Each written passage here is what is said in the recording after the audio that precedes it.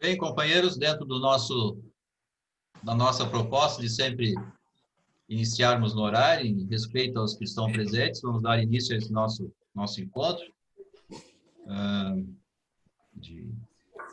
onde vamos buscar conhecimento rotário e mais também uma palestra que nos vai ser conhecimento rotário, que o companheiro César Luiz Scherer vai nos apresentar, e uma palestra sobre felicidade, enfim, que a companheira Tânia Escuro Mendes, do Rotary Club Pérola das Colônias de Caxias do Sul, vai nos passar. Então, primeiramente, nós queremos agradecer, desde já, a presença de todos, né, que compareceram, atenderam o convite, de, nesse final de tarde, buscar e adquirir mais um pouco de conhecimento a respeito de Rotary, especialmente na área de DQA, expansão de clubes, e dessa forma, né, poder com mais qualidade, com mais conhecimento, contribuir para o crescimento do seu clube e o crescimento do distrito. Quando falamos sempre da necessidade de buscarmos novos associados, de buscarmos novos companheiros, né, precisamos também buscar ideias, né, termos conhecimento de que forma pode ser feito, de que forma podem ser criados novos clubes na área de expansão. Então, sempre é importante, né, essa busca de novos conhecimentos. Né? Nós, de imediato, então, nós vamos, como já de praxe, as nossas reuniões, elas são formais, mas, ao mesmo tempo, informais. Nós não temos serviço de formação de mesa, de toda a nomeação das autoridades rotárias. A gente apenas faz uma referência a todos presentes. E em nome do governador Gerd Zimmermann, que pelo que eu consegui ver aqui, acredito seja o mais antigo do Colégio de Governadores do Distrito 4.700 presente. Então, quero saudar em nome dele aos demais governadores presentes. Saudar também a governadora eleita, companheira Evanisa, governador indicado, companheiro Antoninho. E passamos, então, desde já, a palavra, e também saudar também, evidentemente, o nosso palestrante, companheiro César Luiz Scherer, que em seguida será apresentado. Passo a palavra, então, ao companheiro governador Facina, nosso instrutor distrital, para sua mensagem. Boa noite. A nossa saudação ao nosso governador distrital, companheiro Gilmar Leonard, a sua esposa Varnice, as autoridades rotárias que nos prestigiam nesta noite e a todos os companheiros e companheiras do Distrito 4.700 que se encontram presentes nesta noite em nosso encontro virtual de aperfeiçoamento em Rotary. Gostaria de dar as boas-vindas ao nosso companheiro, ao nosso amigo, César Luiz Scherer. Ele que foi governador do Distrito 4.640 no ano rotário 2009-2010 e de sua cidade, Marechal Cândido Rondon, no Paraná, vai nos falar sobre tipos de clube, flexibilidade e inovação.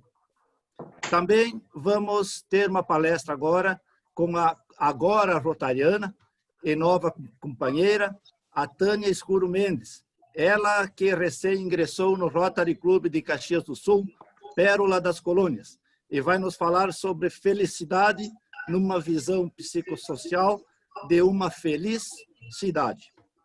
Companheiros e companheiras, visitantes e convidados, estamos diante de um novo jeito de cultivar o companheirismo e o rotarismo, onde temos que nos adaptar, nos adequar e nos reinventar a cada dia. A todos desejamos as boas-vindas e esperamos que todos se sintam bem entre nós e que tenhamos um excelente encontro nesse domingo. Muito obrigado.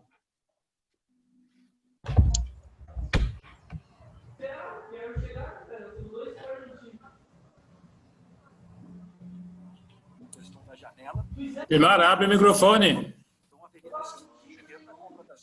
Muito obrigado, companheiro. Queremos também registrar a presença da governadora do Distrito 4.480, companheira Lourdinha, bem como governador eleito 2021-2022 daquele distrito, companheiro Vigei. Dentro da nossa programação de hoje, já anunciada pelo nosso instrutor distrital, teremos a palavra do companheiro César Luiz Scherer, que é do Distrito 4.640. Atividade profissional atual, ele é contador e consultor de empresas da área administrativa e financeira. Perito contador do Judiciário do Estado do Paraná. Formação acadêmica, graduado em Ciências Contábeis e pós-graduado em Contabilidade de Custos, Auditoria e Gerência Financeira. As atividades rotárias. Ele é associado do Rotary Club de Marechal Cândido Rondon, Beira Lago, governador do ano 2009-2010, do Distrito 4.640, no Paraná, coordenador assistente para DQA de 2010 e 2011, coordenador assistente para DQA e especialista em expansão 2010-2011, secretário-geral do Instituto Rotary Brasil 2013 de Foz do Iguaçu, coordenador de Rotary 2015-2018 das zonas 22A e 23A. Foi facilitador do Get Gits de 2015 a 2018. Training Leader na Assembleia Internacional de 2018-2019 em San Diego, Estados Unidos. E representou os presidentes Han Burton na Conferência do Distrito 4.570 em 2014 no Rio de Janeiro. Gary Young na Conferência de 4.410 em 2015 em Vitória do Espírito Santo. Do Ian Isley na Conferência do Distrito 4.440 em 2018 em Cuiabá, Mato Grosso. Do Bari Racim na Conferência do Distrito 4.780 em 2019 em Uruguaiana.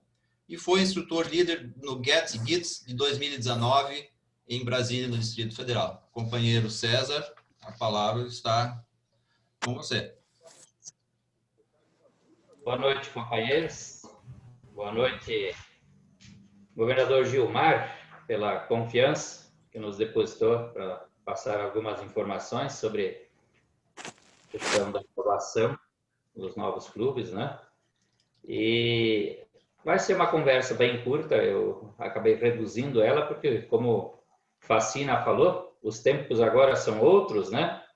São diferentes. Uma época a gente falava durante 1 hora e o tempo passava muito rapidamente, porque você tinha uma facilidade de interação com as pessoas e agora isso, de certa forma, fica comprometido, né? Então, ninguém aguenta ouvir uma palestra de 1 hora, então eu vou tentar colocar isso em 20 minutos, eu acho que fica um bom tempo. O que você acha, governador Gilmar?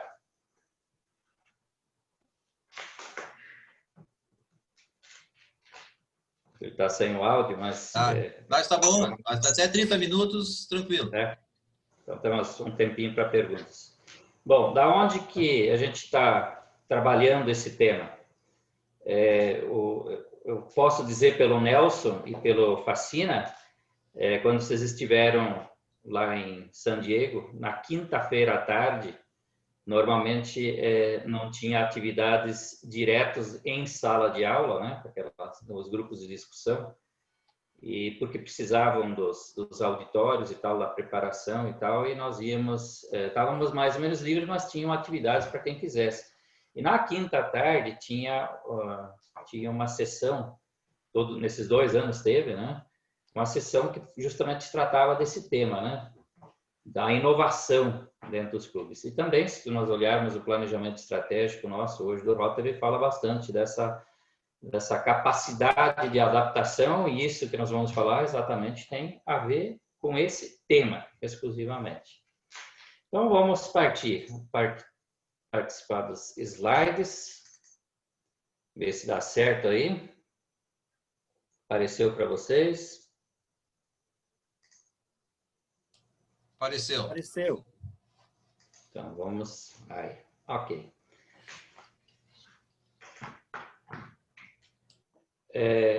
Bom, aonde começou essa questão da inovação e flexibilização. Isso foi em 2016. Em 2016, efetivamente, que começamos a dar os primeiros passos, né, de modificar, de facilitar, de liberar um pouquinho mais. E qual é que foi a motivação? Qual está sendo a motivação? Por que que isso está acontecendo? Muito provavelmente todos os governadores que foram governadores recebem com alguma frequência pesquisas do Rotary Internacional. Então, tanto o Nelson, Facina, o Gert, eles devem estar recebendo cada pouco pesquisas. E sobre essas pesquisas, com essas pesquisas, chegou-se à conclusão que era necessário que se fizessem alterações no sentido de que ficasse mais, vamos dizer, mais fácil, principalmente para o pessoal mais jovem, que já hoje tem mais dificuldades de participar porque ele está envolvido em muitas coisas e tal, e ele não quer participar de toda semana uma reunião formal, esse tipo de coisa. E isso foi para os estatutos, né?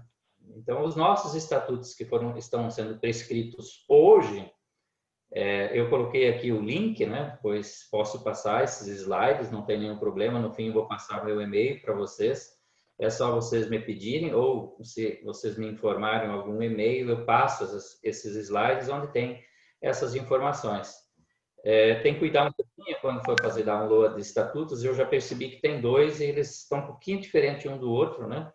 Mas o que eu tenho ali, esse link, então, é o que efetivamente está valendo. Então, essa ansiedade, vamos dizer assim, de todos os que foram pesquisados, né, no decorrer dos anos, eles também, então, hoje constam dos estatutos. Então, o estatuto é prescrito, obviamente, todo clube pode alterar. Vamos lá para o artigo 3º, um pouquinho antes de entrar no tema, né, falando dos propósitos, né? O que um Rotary deve fazer? É cumprir com o objetivo de Rotary, conforme artigo 5º. Estimular e fomentar o ideal de servir como base de todo o empreendimento digno. Realizar projetos humanitários bem-sucedidos com base nas 5 avenidas de serviços. Contribuir ao avanço do Rotary, fortalecendo o quadro associativo. Apoiar a Fundação Rotária e formar líderes além do âmbito do clube. Esse último item, ele é muito interessante. Provavelmente todos vocês, de alguma forma ou de outra, participam de outras diretorias, seja de igreja, seja de escolas, de associações de bairro ou de clubes, enfim, qualquer instituição, e toda vez quando é para trocar de presidente ou de diretoria, é um grande desafio. Ninguém quer, todo mundo se diz que não está preparado, diz que não tem tempo. E a nível de Rotary Brasil, isso acontece exatamente na mesma forma. E dentro do distrito, muito provavelmente, isso também ocorra, pode ser que não esteja ocorrendo no distrito de vocês, mas na grande maioria dos distritos, nós temos sempre dificuldade de buscar pessoas que tenham interesse de se envolver com a entidade ou com vamos dizer assim, com o distrito, né? Então, a ideia, nós sempre temos que ter em conta que o clube tem que preparar pessoas para além do clube, para que ele possa servir o distrito e também possa servir junto com o diretor de Rotary Internacional. Então, esse é um grande desafio, isso é um dos nossos compromissos e os clubes têm que ter muito isso em mente, né? Não só tocar o dia a dia do clube. Acaba que nós não participamos, né, fora do clube, não conseguimos participar do distrito e muito menos junto com o diretor de Rotary Internacional. E aí fica difícil, né? Eu já participei, né, como vocês viram um pouco no currículo, eu já representei vários presidentes e muitas vezes o distrito chega em mim e fala, escuta, por que você já participou tantas vezes como representante do presidente e nosso distrito aqui nunca foi chamado? Isso é reflexo, não tem o que fazer, né? Mostrar trabalho, trabalhar, fazer acontecer e se preparar. O distrito precisa de gente sempre e o o diretor também precisa. Vamos aí às reuniões ordinárias, aí é onde começa efetivamente as inovações, né? Então, na seção 1, reuniões ordinárias, dia e hora.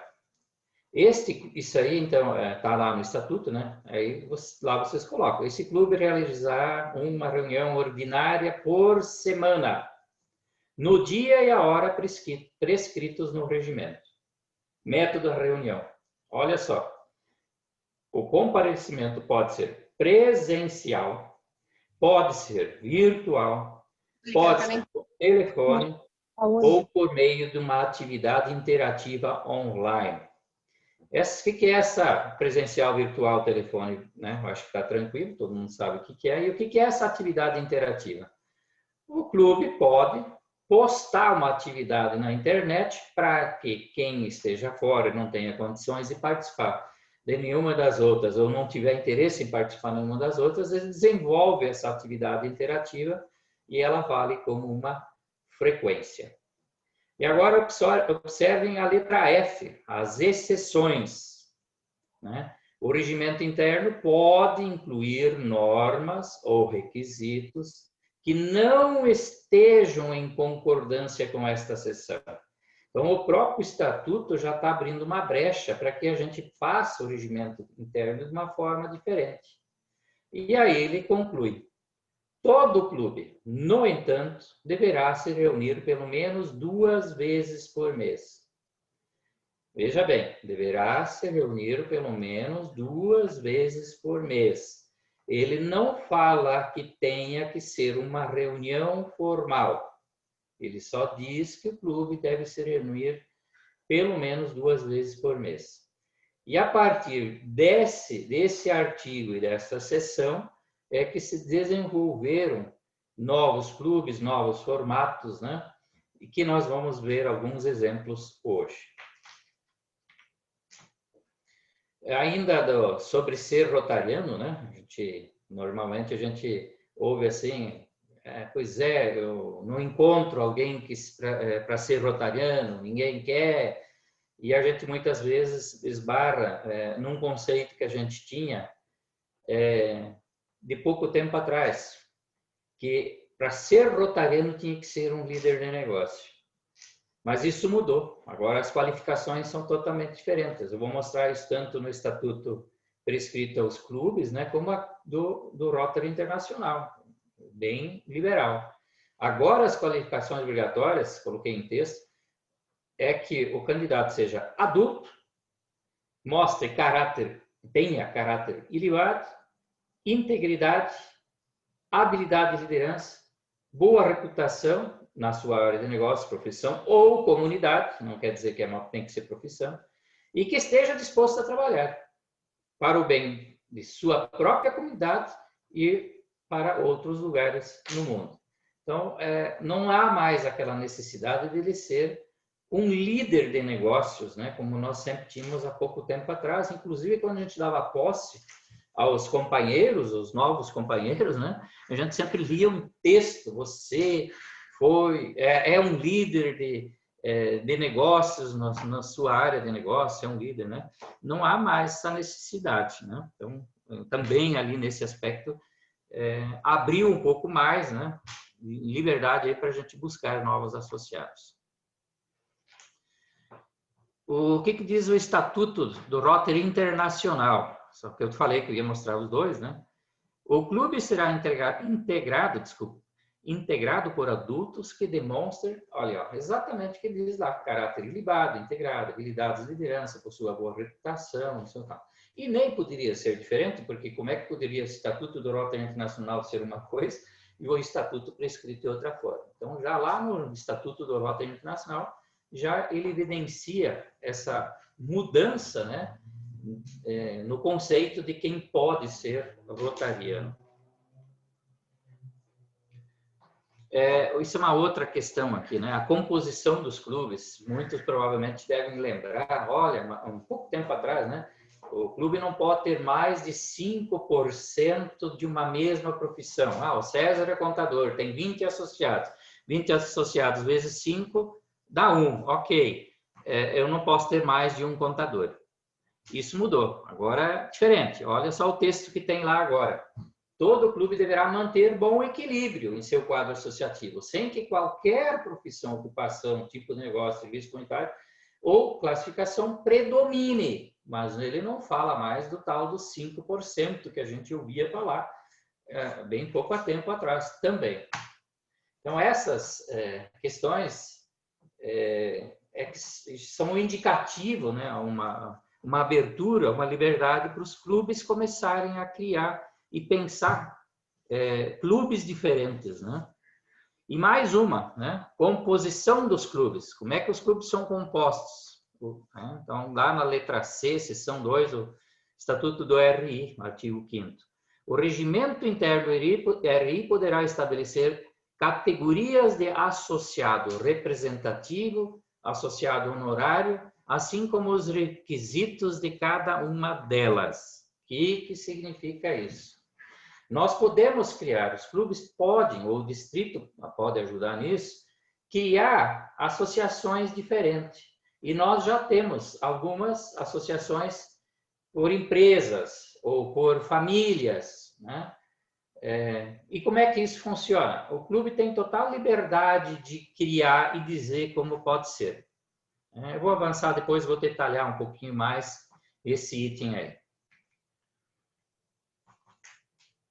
Quadro, ainda no 8º, na seção 2. Tipos. Este clube poderá ter 2 tipos de associado, representativo ou honorário. Está no estatuto, né? Mas o clube pode criar outros tipos de associação de acordo com a seção 7 desse artigo também.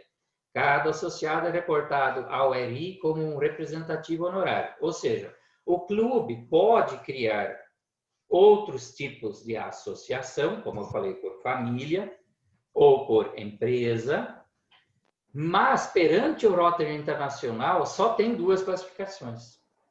Então, perante o RI não muda nada. Ou ele é representativo ou ele é associado.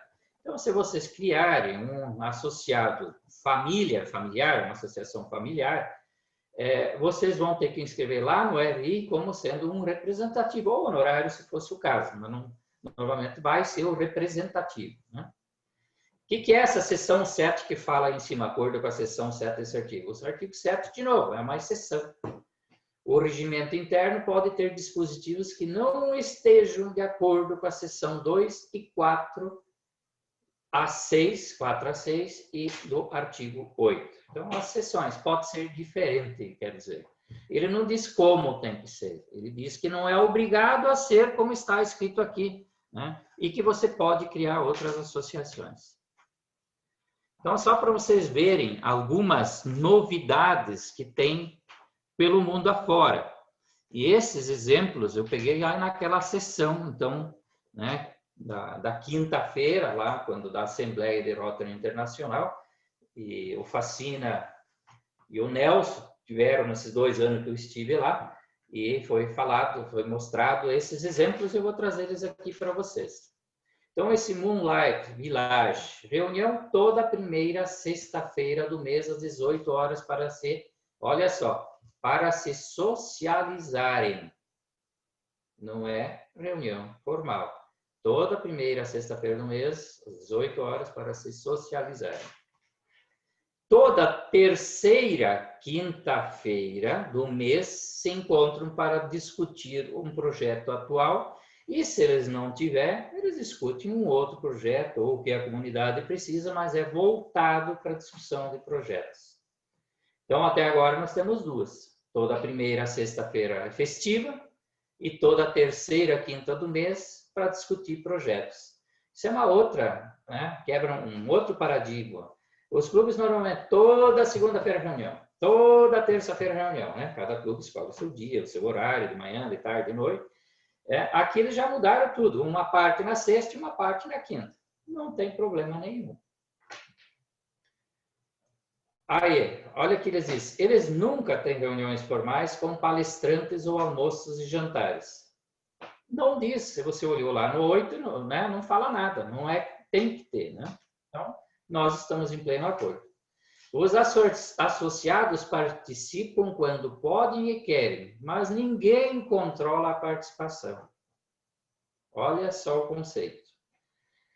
Muitos me falam assim, vão acabar com o Rotary com isso. Pode, vamos dizer, os clubes tradicionais, que são os nossos clubes que a gente conhece, pode sim criar uma certa desmotivação, aquele negócio, aquela chama, aquela vontade de se encontrar vamos falar do meu caso, né? Toda segunda-feira, pode de certa forma ser comprometido. Mas aqui a ideia é o seguinte, é criar novos clubes. Né? De repente, lá em Caxias do Sul, o Nelson tem dificuldade de criar clubes entre os jovens.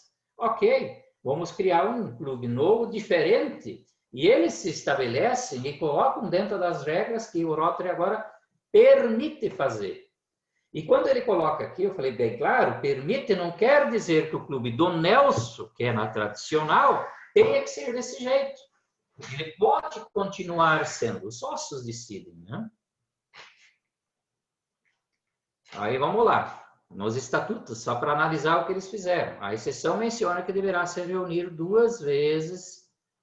pelo menos 2 vezes por mês. Não faz a referência a reuniões formais.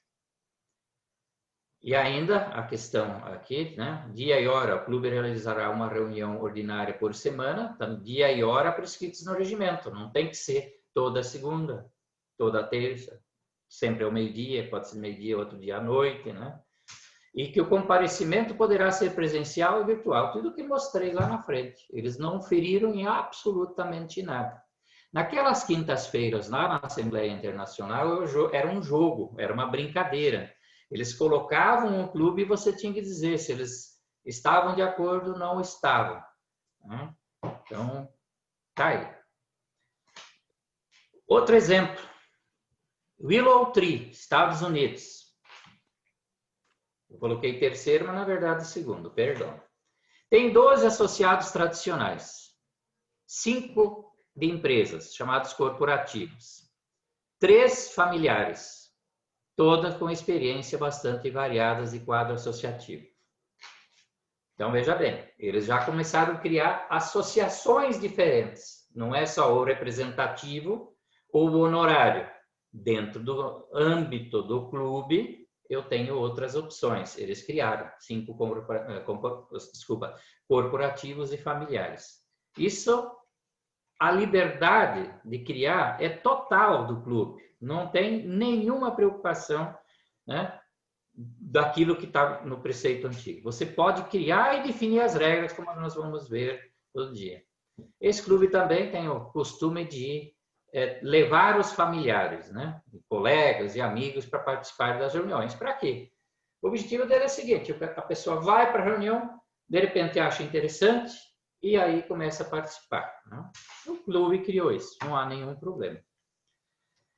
Olha o que eles fizeram com os sócios de empresas, né, associados corporativos. Eles se revezam para representar a empresa nas reuniões do clube para que as novas pessoas conheçam o Rotary. Então, vamos lá. O Facina aí de Lajeado, não tem nenhum associado da FRUC, e a FRUC é representativa, é grande, e ele resolve. Vamos falar para eles que 5 pessoas podem se inscrever no clube e não precisam participar das reuniões todos eles toda uma vez, participando por reunião, beleza, e mesmo assim, poderia até dizer, estão livres para participar esses 5. Aí a pergunta, provavelmente, que vocês vão me fazer depois, então já vou responder lá agora, é, sim, mas e no Rotary Internacional? Escreve os 5, escreve 1. Depende do que o clube quer.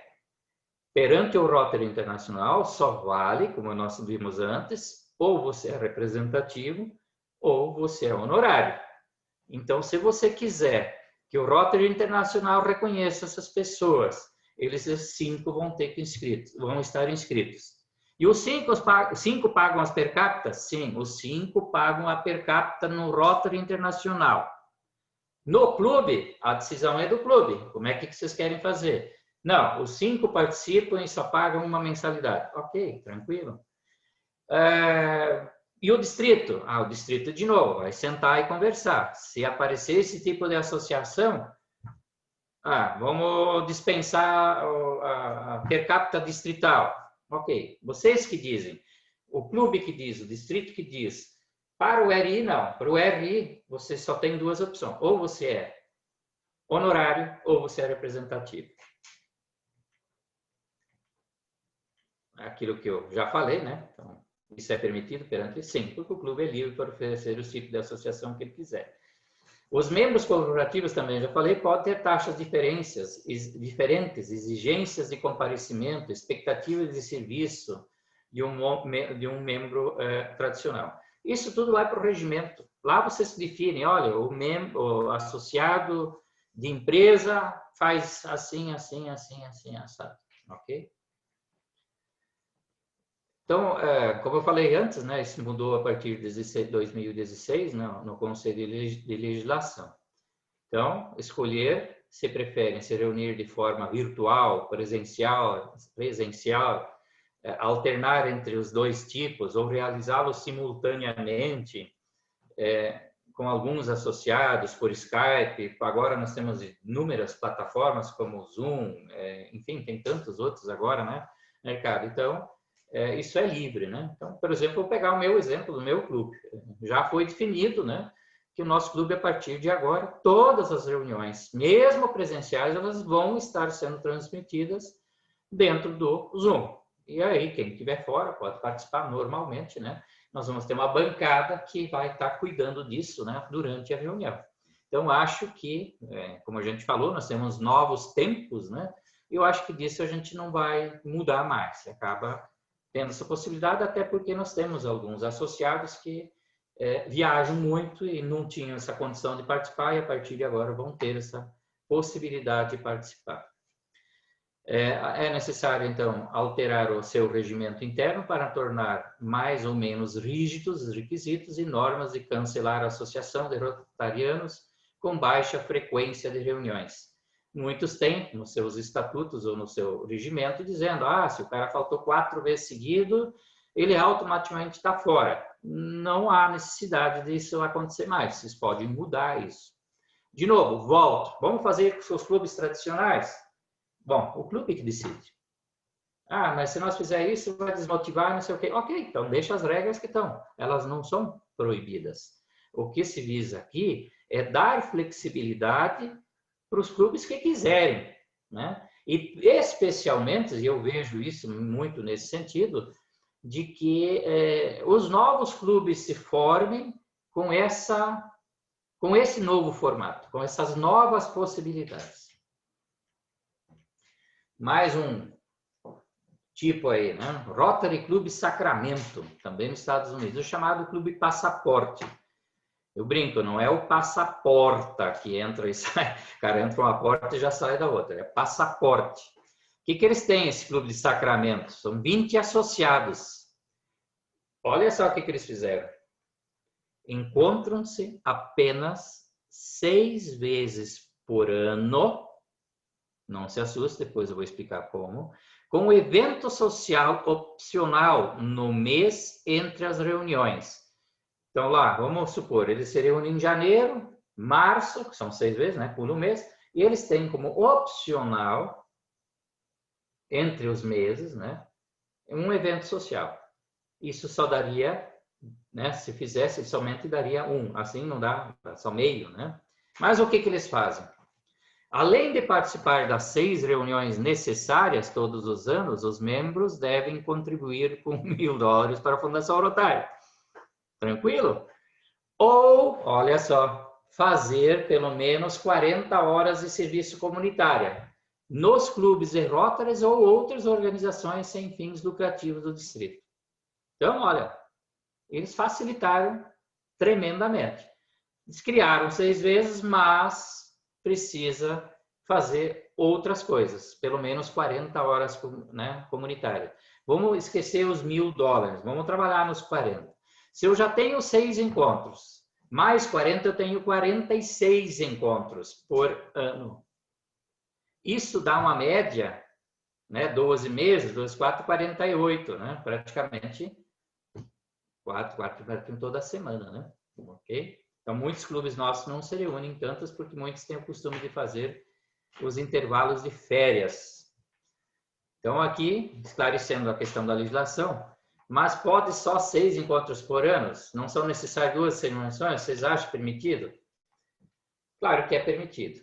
Vejamos, temos 12 por ano, 2 reuniões obrigatórias. Teríamos, então, 24 por ano, certo?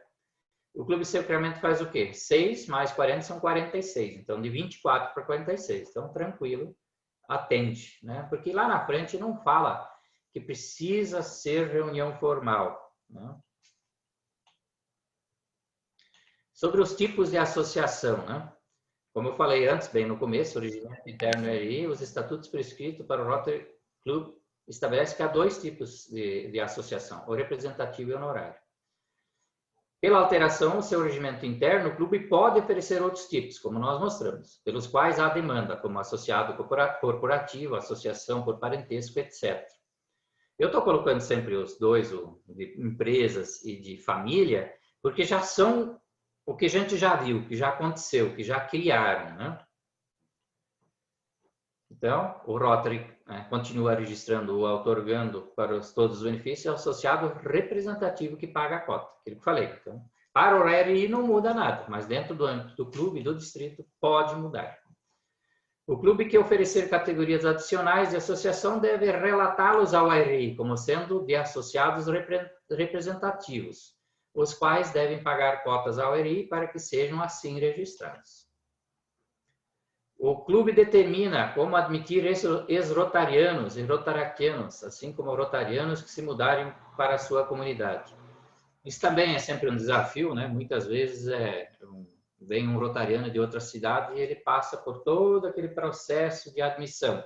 Não há necessidade, vocês podem fazer isso no regimento e dizer, olha, se ele era rotariano em outra cidade e se mudou para a comunidade de vocês, para o distrito de vocês, o município de vocês podem automaticamente convidar. Mas vocês que definem isso, não é que o Rotary obriga a fazer isso.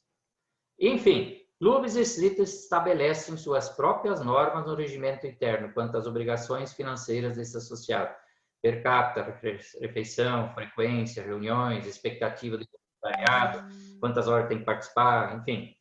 Veja que os clubes e o distrito têm total liberdade de criar novos formatos de clube dentro daquilo que foi flexibilizado, como também de novos tipos de associados, né? Vocês definem como vocês querem.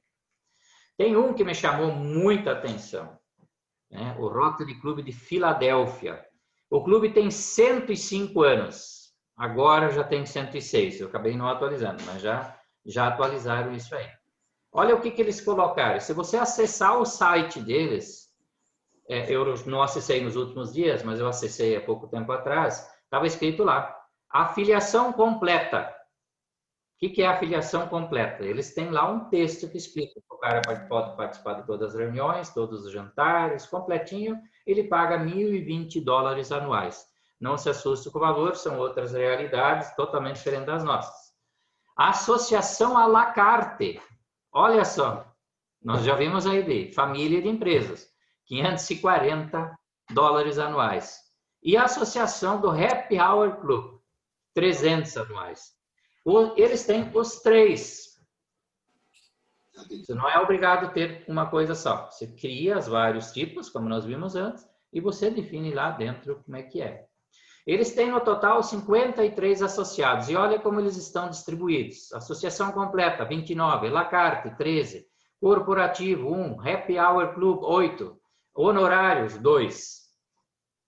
Total liberdade. É um clube de 105 anos, mas que está se mostrando extremamente moderno, né? Aceitando o desafio de fazer diferente. E o que é a associação à la carte? Cotas mais baixas, opção de pagar o almoço separado, pelo que a pessoa consome, né? Somente no dia que ela vai à reunião. Os completos não, sempre paga tudo, completa tudo. Então eles criaram a possibilidade para esse à la carte. O Happy Hour Club, dentro do mesmo clube, mas na verdade é quase um clube separado. 2 encontros por mês, uma reunião descontraída no horário de Happy Hour, por isso o nome, a outra para prestar serviço durante o dia. 2 encontros por mês, atendendo lá o que diz que precisamos ter 2 encontros. Gente, é isso que eu tinha. Não sei se vou reduzir aqui. E aí fica aberta a perguntas, né, para complementar. Obrigado, companheiro César. Fica aberto agora as perguntas, que com certeza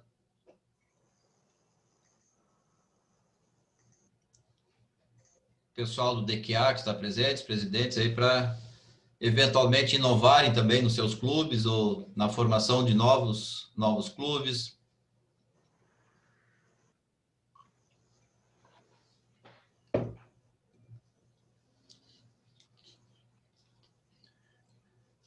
A nível de Brasil, César, nós temos conhecimento assim, de alguns clubes que já estão adotando alguma dessas de corporativo?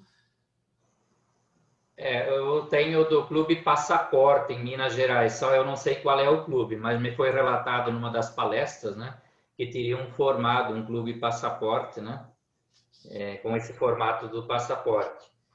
Tem alguma coisa assim, eu não tenho reportado assim que eu recebi, mas fora daqui, se vocês começarem a ler um pouquinho mais sobre a questão de novidades, eles têm como é que chama, um newsletter, né, um texto que eles mandam cada pouco que mostra de experiências pelo mundo afora. Tem vários países aí que estão adotando essas, vamos dizer, criando clubes com formatos diferenciados, né? Mas é uma coisa, não é meio recente, né? Ele foi em 2016, mas muitos ficaram com isso guardado, isso não foi muito divulgado. Começou a ser divulgado uns 2, 3 anos para cá que começou a ser divulgado, né? Inclusive, lá em Brasília, no ano passado, nós trouxemos como é que chama? O chefe, né, desses setores, esqueci o nome dele agora, justamente para isso, para falar sobre essa questão da flexibilidade da inovação. Então, agora, praticamente, está se começando a falar, de um ano para cá, 2. E eu acho que agora, em função do problema que a gente está atravessando, isso vai acabar acontecendo para nós a partir de agora, né? Ok.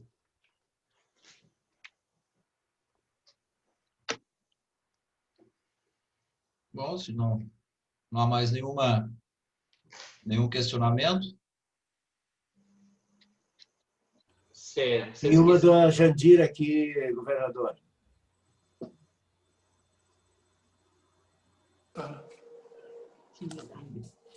Jandira levantou. Ok. Então, eu gostaria de perguntar a respeito desse sócio corporativo. No caso, foi dado exemplo que se houvessem 5 pessoas representando essa pessoa jurídica e esses desejassem ser associados do Rotary, todos teriam que se associar e pagar a per capita internacional. Mas existe a possibilidade do sócio corporativo ser o CNPJ, no caso, a empresa tal, CNPJ tal, existe essa possibilidade? Não há essa possibilidade. Legal. Tá certo. Obrigada.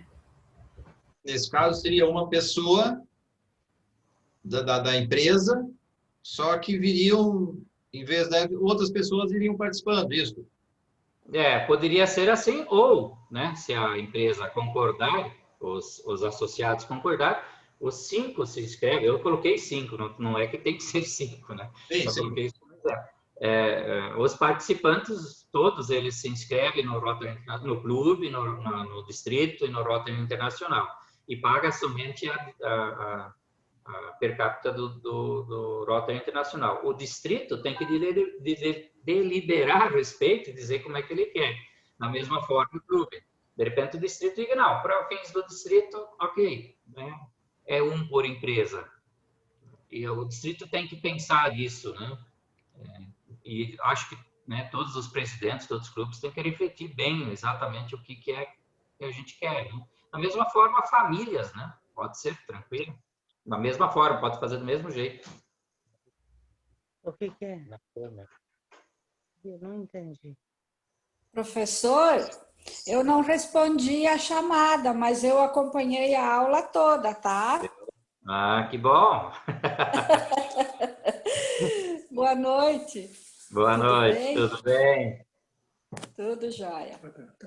Viu? Deixa eu fazer uma pergunta. Quando você mostrou ali que aquele clube tinha 53 e depois detalhou, 3 eram honorários, mas honorário não conta. Não, não conta para o Rotary Internacional, né? Nem por distrito, na verdade. Né? Mas ali eles só mostrando, né, como é que eram as associações deles. Certo.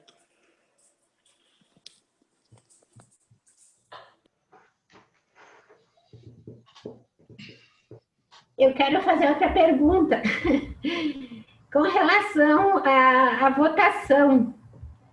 Quando tem alguma decisão para ser tomada no clube que os sócios decidem, e se a opção, digamos, tiver sido apenas um dos sócios da empresa ser associado do Rotary Internacional, mas naquela reunião vai o outro sócio, porque o clube aceitou que fosse dessa maneira.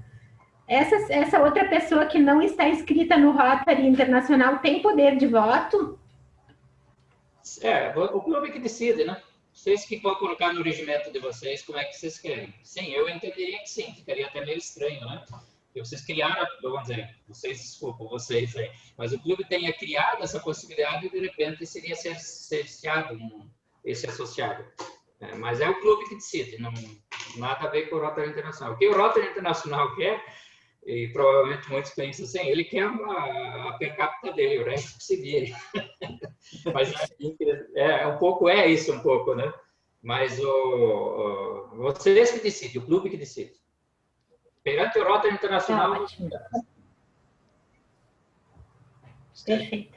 Obrigada. Seria definido no regimento interno do clube.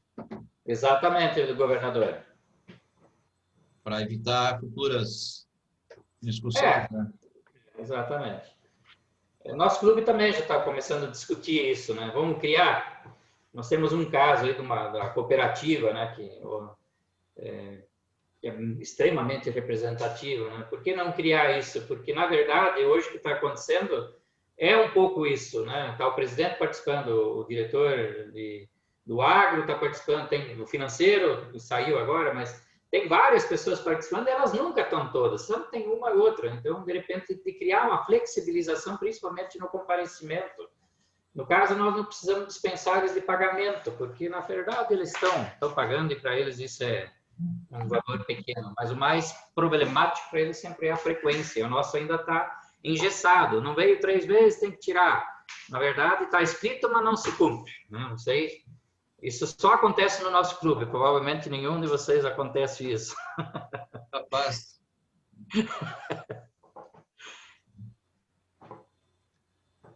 Mais alguém? É a última oportunidade. Bem, então, companheiro César, do 4.640, agradecemos pela disponibilidade de vir aqui conversar com os associados do 4.700, né? Trazer essas informações, de reforçar essas informações, né?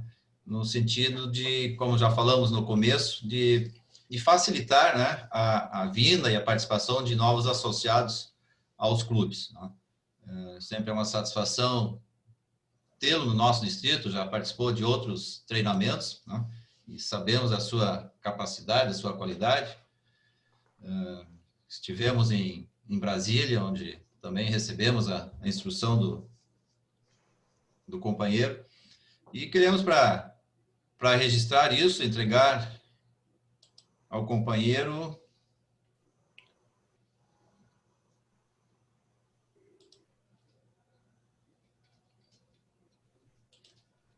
a informática ainda às vezes nos dá Dá trabalho, às vezes. às vezes dá um trabalho, mas a gente chega lá. De entregar, de alcançar esse certificado de participação, né, desse nosso encontro aí. Mais uma vez, obrigado, e o Distrito 4.700 agradece, se sente lisonjeado por sua participação. E o 4.700 também está sempre portas abertas, dentro daquilo que pudermos auxiliar o companheiro aí dentro da atividade rotária. E mande um abraço para o nosso pro nosso conterrâneo lá, o César. Eu não Pois vi, é, não consegui. não participou, pelo jeito não participou, não. Vou pegar na orelha. Eu não consegui. Tá certo. Obrigado aí. Bom, governador, eu que agradeço vamos dizer, a oportunidade de falar com esse distrito, 4.700, especialmente porque é na minha terra natal, então sempre a gente se trata com muito carinho. E este ano eu queria muito participar da conferência de vocês, né? Mas deu tudo errado, então, né? Mas não vai faltar oportunidade, vou organizar aí nas próximas vezes, aí a hora que der. Gostaria muito de participar aí com vocês e muito provavelmente encontrar amigos por aí que a gente se viu aí pelo mundo afora. Aí. Um grande abraço a todos e muito obrigado pela confiança. Com certeza teremos muitas conferências ainda pela frente. Com certeza. Tá certo. Bom, na sequência, então, passamos vamos passar a nossa segunda palestrante da noite.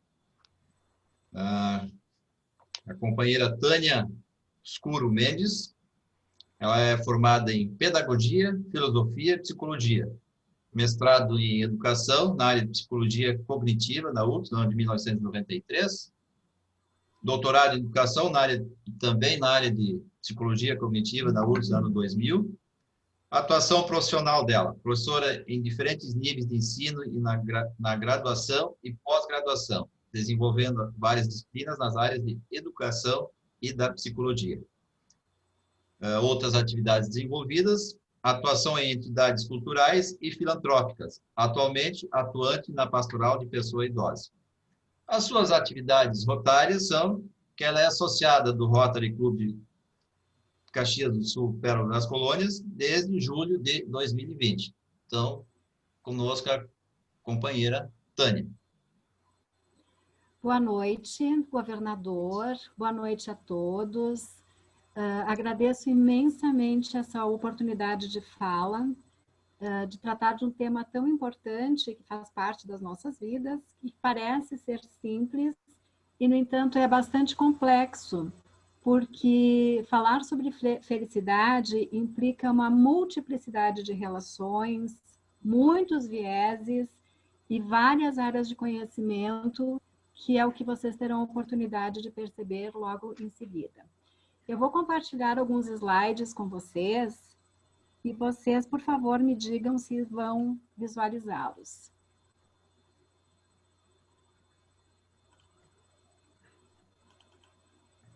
Tem alguma coisa aberta que eu não estou conseguindo compartilhar.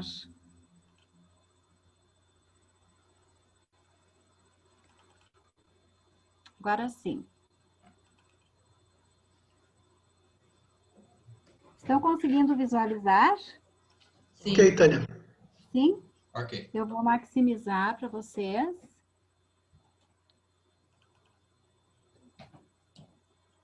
Ok. Estão conseguindo? Sim? Sim. Ok. Ok. Bom, eu vou trazer dois olhares que são complementares. Um é em relação à visão que a pessoa pode ter sobre a sua história de vida, suas experiências pessoais no processo de construção da felicidade. Um outro é a visão social, que é relativa a como a sociedade e principalmente a cultura interferem na produção da felicidade e nos modos como o sujeito, ou seja, a pessoa, passa a construir significados em relação a ela. Esses olhares são implicativos e são complementares. Daí a questão, né, da feição psicossocial da abordagem que eu vou fazer com vocês hoje. O objetivo desse trabalho é principalmente tirar as máscaras sociais idealizadoras a respeito da felicidade. E, ao mesmo tempo, tirar a feição romântica que a gente pode ter em relação a ela, trazendo a felicidade para o plano da concretude das relações humanas. É muito difícil nós termos um dia em nossas vidas que nós não desejamos feliz aniversário para um parente, amigo, um face amigo. E nessas felicitações, geralmente, nós colocamos os nossos desejos de uma vida plena de felicidade. Mas, afinal de contas, o que é felicidade? Onde encontrá-la? E quando uma pessoa é feliz? Essas interrogações vêm sendo buscadas, pelo menos no mundo ocidental, quando há os primeiros registros, pelo menos desde o 6º século antes de Cristo. E eu não vou ter tempo agora de discorrer sobre as diferentes correntes filosóficas em função do tempo de exposição, mas eu faço questão de frisar uma delas, que é o Aristides de Cirene, lá no 5º século antes de Cristo, que é considerado o fundador do hedonismo. Segundo essa concepção filosófica, as pessoas buscam a felicidade e, com isso, o prazer entendido nas suas diferentes dimensões, de maneira ampla, e buscam se afastar da dor. Lembrem dessa palavra, hedonismo, porque eu vou voltar a falar dela algumas vezes durante essa minha fala. Atravessou vários momentos históricos, desde, inclusive, a Idade Média, o Iluminismo, a Revolução Francesa, a Revolução Industrial, trazendo a questão da felicidade para um plano mais prático, utilitarista, né? Na constituição já das cidades urbanas industrializadas, e chegando até os filósofos mais contemporâneos, e faço questão também de citar dois que são bem mais recentes, um espanhol chamado Julián Marias, que tem um livro que se chama Felicidade Humana. Ele fez o registro da história da felicidade e acabou descobrindo, né, nessas inferências que ele coloca, que nós vivemos um mundo muito infeliz. E é justamente por isso que nós temos esse fascínio e essa preocupação em relação à felicidade. Um outro filósofo atual, que está sendo assim muito badalado pelas mídias na Europa, é um francês chamado Michel Onfray. Ele tem um livro chamado A Escultura de Si, onde ele resgata o hedonismo, sim, aquele hedonismo de 5 séculos antes de Cristo, né? Ele resgata isso e coloca ainda as questões ligadas à liberdade, ao consumismo, ao neoliberalismo como fontes geradoras de felicidade. Ele tem sido muito criticado por algumas alas, né, sociais, mas também muito reverenciado por outras. Então, vocês vejam que não é um assunto muito consensual. Nós poderíamos perguntar, há modelos, fórmulas, receitas, roteiros para uma vida boa e feliz? Segundo os filósofos, eles se contradizem ou se opõem, né? Então, nós temos muito mais pontos de interrogação do que propriamente pontos finais. No final do século XIX, uma área das ciências muito jovem, que ainda é considerada assim, começou a se desenvolver, que é a psicologia. E no início do século passado, Freud veio trazer uma outra concepção a respeito de felicidade, muito mais ligada a sentimentos pessoais e ligadas também aos significados que o sujeito se estabelece, principalmente em relação ao seu bem-estar físico e psíquico. Ele acaba dizendo em um dos seus livros, chamado O Mal-Estar da Civilização, que foi publicado em 1930, que a felicidade é uma questão pessoal e, portanto, é o sujeito quem a deve considerar. Nesse sentido, se ela é tão pessoal assim, fica muito complicado e difícil de estudá-la. Até porque esse livro, ele coloca a felicidade como a repressão de desejos. Então, o quanto o sujeito acaba se sumindo seus desejos pessoais e da sua felicidade em função da necessidade de civilização. Vários outros neopsicanalistas vêm nesse mesmo rastro. Por exemplo, Viktor Frankl, um austríaco, que foi preso em um campo de concentração na Segunda Guerra Mundial, vai trazer a necessidade da busca de sentido da vida. Se nós sabemos para onde a nossa vida está indo e qual é o significado que ela tem enquanto obra humana, nós acabamos sabendo mais facilmente estabelecer quais são os pontos ou os princípios básicos dessa felicidade. Bem, ela sempre geralmente é colocada como horizonte.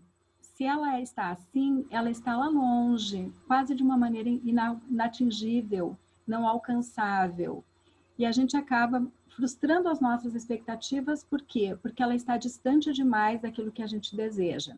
O horizonte é assim, quanto mais a gente caminha, mais a gente percebe que tem mais horizonte, e ele vai se distendendo ao longo da vida e ao longo do tempo.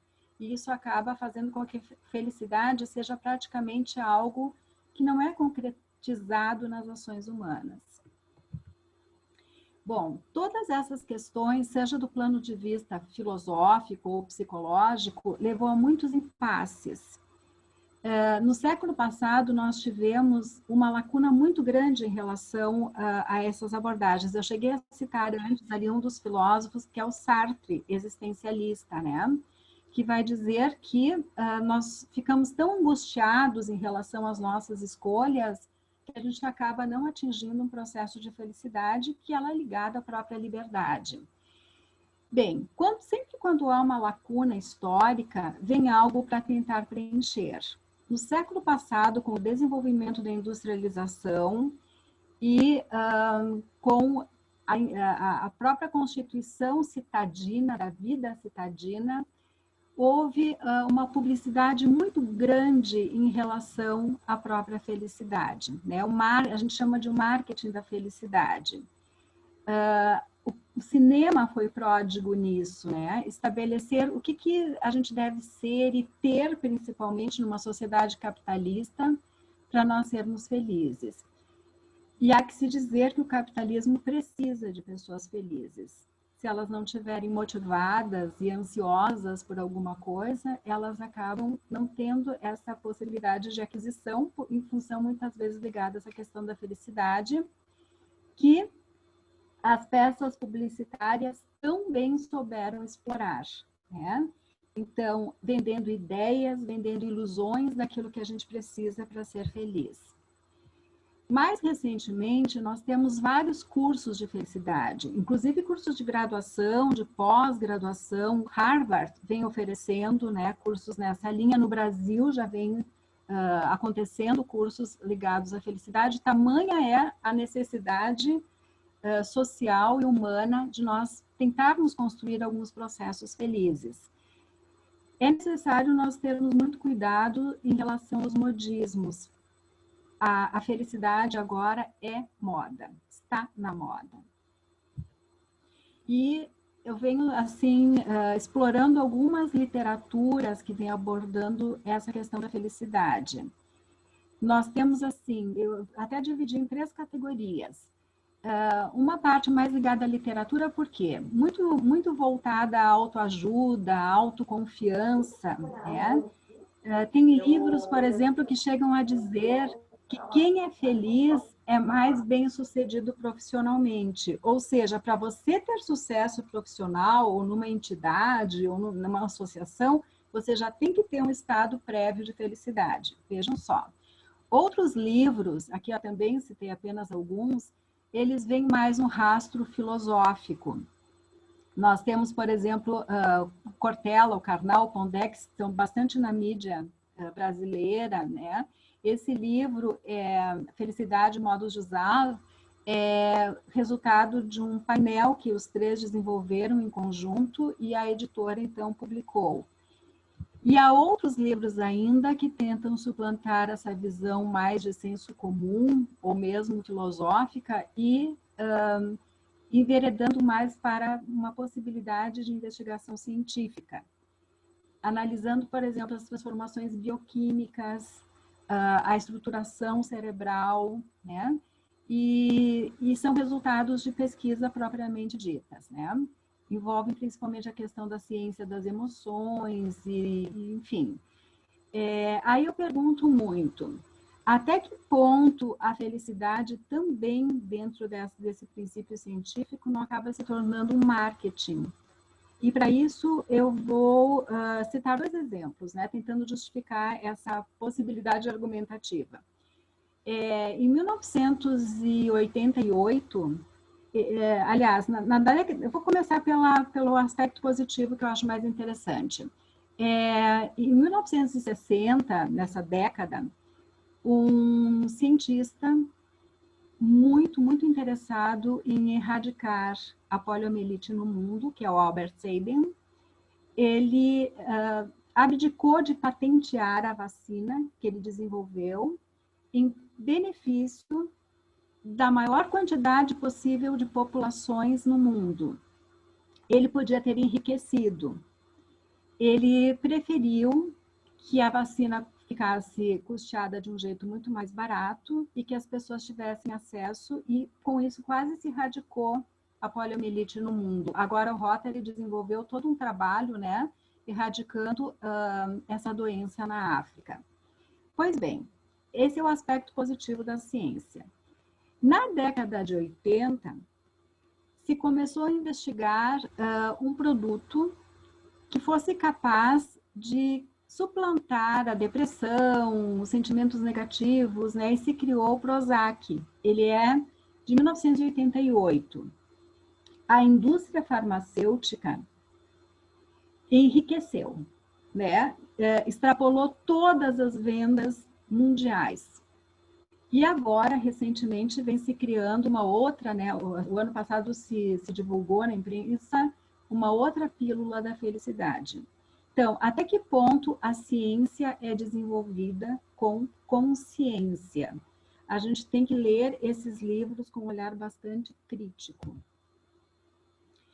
Mais recentemente ainda, nós temos um fenômeno social que são as redes sociais. E a felicidade ali, ela é estampada, né? Já não é importante as pessoas refletirem se são ou não são felizes, nem elas serem felizes, mas o importante é parecer ser feliz. Não é em vão que vários temas de redações, de vestibulares, de Enem, têm sido as redes sociais e o novo conceito de felicidade. Bem, em todas essas abordagens, seja do plano de vista filosófico, psicológico, social, do marketing, se coloca a responsabilidade sobre a felicidade na pessoa. As pessoas que não são felizes acabam se sentindo culpadas, porque, afinal de contas, elas não conseguiram ser felizes. A própria visão empreendedora do capitalismo, né, de que a pessoa ela tem a possibilidade de ter proatividade e desenvolver por conta própria seu negócio e, né, os processos de felicidade, acabam fazendo com que a pessoa se sinta muitas vezes deslocada, dissociada no tempo e no espaço. Ela é responsabilizada e ela é a culpada por não ser feliz. E isso acaba se tornando muito pesado do ponto de vista psicológico. Não é sem motivos que em cada 40 segundos uma pessoa comete suicídio no mundo. São mais de 800 mil suicídios por ano no mundo. Significa que tem alguma coisa muito errada. Essas pesquisas, como eu falei, elas vêm crescendo cada vez mais em número, inclusive em relação ao suicídio, né? Eu vou citar apenas uma delas, que eu achei bem interessante, que ela foi publicada na revista Galileu. Foi feita por 2 psicólogos, um da Universidade de Illinois e outro da Virgínia, nos Estados Unidos, com mais de 10 mil participantes de 48 países. E vejam só, entre todos os itens colocados, né, pelas pessoas, esses sujeitos de pesquisa consideram a felicidade como o maior bem e aquilo que suplantaria todas as outras possibilidades de suas interações no mundo. Então, é mais importante do que trabalho, do que um casamento, do que ter um filho, é elas se sentirem felizes. Nós temos que analisar esse aspecto sobre 2 pontos. Primeiro, nós já sabemos que a felicidade ela não pode ser vista só do ponto de vista pessoal. Ela tem um componente, um ingrediente social muito grande ali, né? Principalmente cultural. Ou seja, existe uma epistemologia da felicidade. Epistemologia é uma construção psicogenética, ou seja, ela é construída. Ela é construída quando, nos diferentes momentos históricos da própria humanidade, o conceito de felicidade vai mudando em cada um deles, mas também no processo de desenvolvimento da história da pessoa. Aquilo que é felicidade para nós quando nós somos crianças é diferente de quando nós somos adolescentes, da vida adulta jovem, da vida envelhecente. A felicidade vai mudando na nossa história de vida. Então, nós temos que analisar esses processos interativos do sujeito com o mundo. E isso não é a Tânia que está dizendo isso. Alguns teóricos, alguns pesquisadores vêm estudando essas interações, né? A felicidade social. E aí eles começaram a se perguntar quem são os felizes. E começaram a colocar várias variáveis, e aí entrou uma nova área de conhecimento, que é a economia. A partir de 1990, para subsidiar o Programa das Nações Unidas para o Desenvolvimento, dois economistas, um paquistanês e um indiano, desenvolveram um trabalho interessantíssimo, indicando assim, quem são as sociedades, desde pequenas sociedades até cidades, países, que são considerados mais felizes. E aí eles desenvolveram o Índice de Desenvolvimento Humano, o IDH. E para isso algumas variáveis foram colocadas em relação a essa qualidade de vida dessas populações, como por exemplo a saúde, a educação, segurança pública, a economia, o produto interno bruto, a renda per capita, a expectativa de vida. Desde então, vem sendo destacados anualmente quais são os países com maior índice de desenvolvimento humano. O ano passado, em 2019, né? Então, aparecem como os 4 primeiros lugares: Noruega, Suíça, a Irlanda e a Alemanha. Nós podemos dizer, claro, países ricos, né, com uma economia muito forte, com um sistema de educação ótimo e com, por exemplo, a Noruega, com reservas de petróleo que são convertidas para o benefício da população, né, esses lucros e assim por diante. O Brasil aparece em 79º lugar. Bom, mas a gente pode pensar assim, existem países ricos, onde as pessoas também não são felizes. Veja-se o caso, por exemplo, do Japão, que tem um índice de suicídio de jovens bem alto. Então, não necessariamente um país rico é um país feliz, né? E medir apenas essas variáveis talvez não seja o suficiente. Foi o que a Organização das Nações Unidas começou a pensar, né? E a partir de 2012 se criou, para subsidiar também a Assembleia Geral, né? Se trouxe o tema da felicidade sob uma outra perspectiva, através do Relatório Mundial da Felicidade, que também vem sendo veiculada de 3 em 3 anos.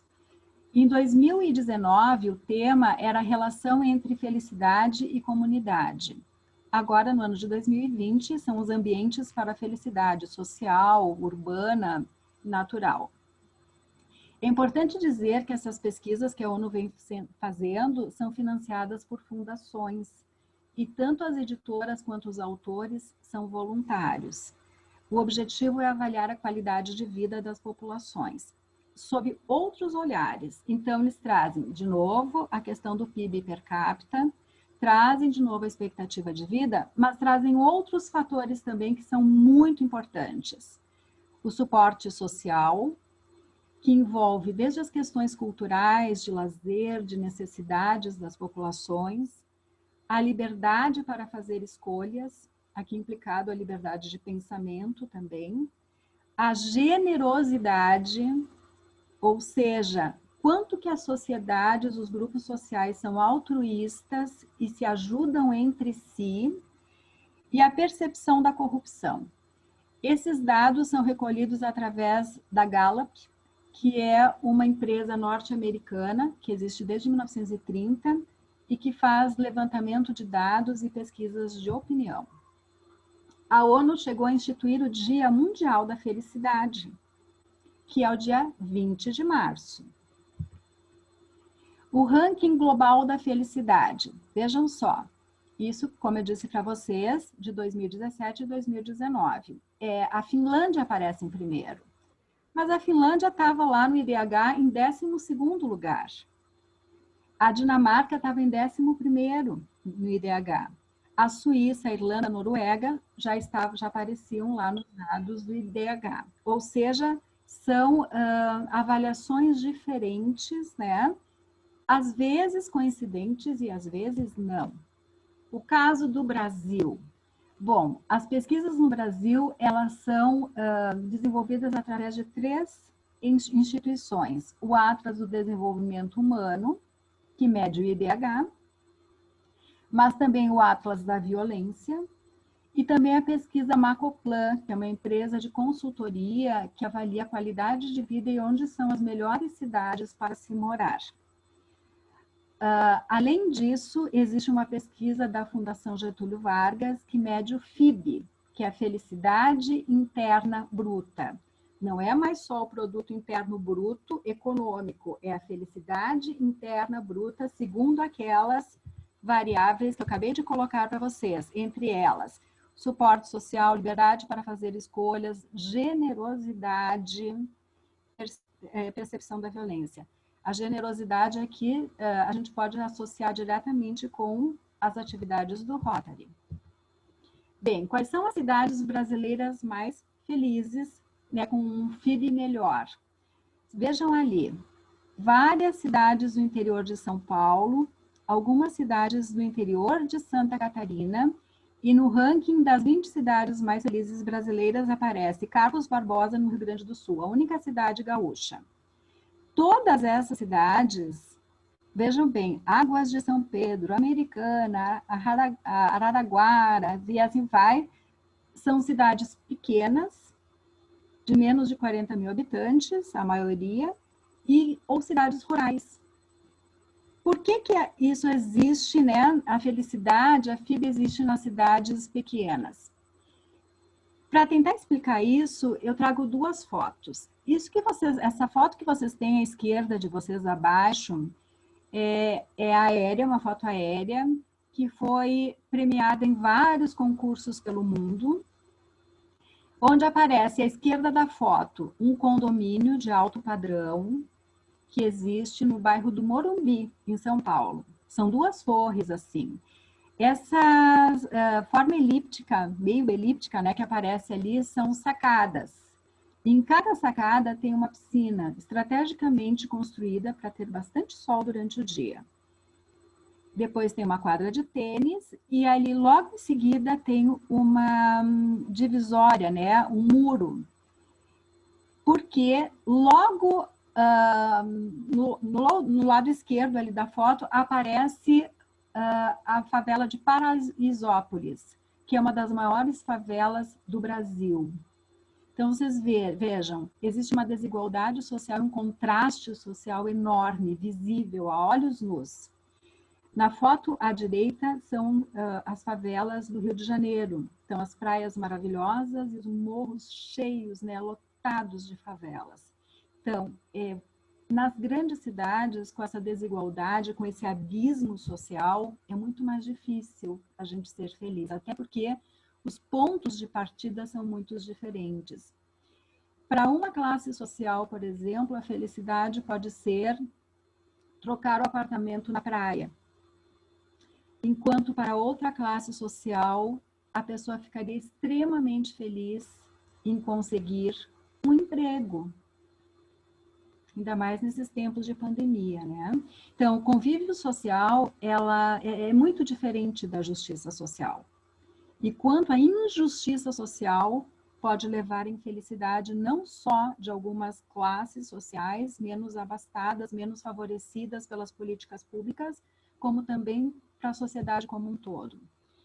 Existe um livro de um jornalista americano que eu acho interessantíssimo. Happy City, Transforming Your Life Through Urban Design. Quer dizer, cidade feliz transformando as nossas vidas através do desenvolvimento e desenvolvimento e a reorganização urbana.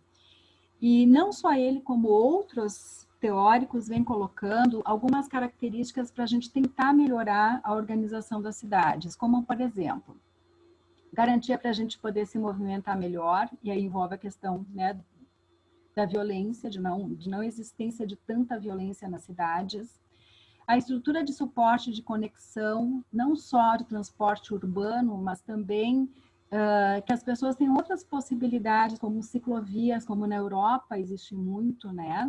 Várias cidades muito desenvolvidas, inclusive daqueles países que estão lá nos primeiros lugares do IDH, andar de bicicleta é uma coisa muito comum. Investimento no capital social. O que é isso, capital social? A forma como as entidades, as organizações sociais e as pessoas que constituem essas entidades se interrelacionam e quanto umas podem contribuir com as outras. A criação do sentimento de se sentir pertencente à comunidade, o direito ao lazer e à cultura, a existência de espaços urbanos para vínculos sociais, como, por exemplo, parques, né? O maior verde urbano, que também há em algumas cidades desenvolvidas, em outras não. E lá no final, bem no final, aparece a prosperidade econômica. Ou seja, não é porque uma cidade é economicamente rica que ela é melhor de se morar e onde as pessoas se sentem mais felizes. Existem outras características para isso. E ele coloca, ele e outros autores, a importância dos gestores públicos ouvirem os cidadãos, através, claro, das suas entidades representativas, o quanto as pessoas se sentem melhor sendo ouvidas. Bem, buscando essa interação, então, entre o micro, que era a felicidade pessoal, que eu falava lá no início, e o macro, que é a felicidade mais social de um país, a gente pode agora resgatar um outro modo de entender a felicidade nessas interações, levando em consideração que a felicidade pessoal ela não é deslocada de todo esse contexto, porque nós não somos ilhas. Então, a gente pode se perguntar, será que a felicidade ela estaria nos nossos desejos e prazeres? Com um novo hedonismo, sim, aquele hedonismo que eu falei lá no início, como um estilo de vida atual, né? Muitas pessoas pensam, por exemplo, que para elas serem felizes, elas têm que fechar os olhos da sociedade e os olhos que elas têm em relação a essa sociedade. Então, passam a não assistir mais TV, porque a TV só apresenta noticiários com problemas, passam a não acessar mais as mídias digitais, até porque hoje em dia tem a polarização e muita violência na internet, passam a não dar mais atenção aos problemas das outras pessoas, né? O problema que está ali logo ao lado, ou dentro da família, passam a dizer que pode-se viver com pouco quando elas têm muito. Agora, na pandemia, a gente ouviu muito isso, né? Mas aí eu pergunto, será que a consciência é infeliz? Para a gente ser feliz, a gente não tem que ter consciência das coisas? A felicidade estaria nas conquistas? Ou seja, nos bens materiais, na reificação, que é um conceito filosófico, é coisificar as coisas, coisificar as relações, coisificar o amor que a gente tem pelas pessoas e assim por diante.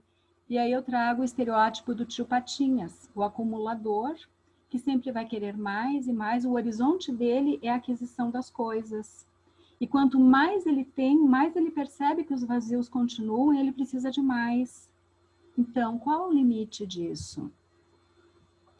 Tem um livro que está sendo muito veiculado entre os jovens, vejam só o título, 1 milhão, como ser rico, independente e viajar o mundo ainda jovem.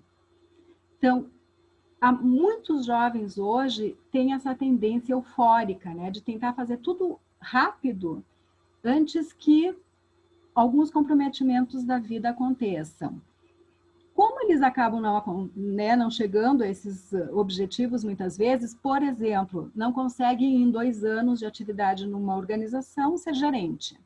Então, o que eles fazem? Mudam de organização, a organização que não entendeu ele.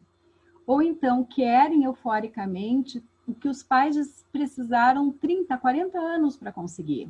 Eles querem agora, e querem muitas vezes com a ajuda dos pais, né?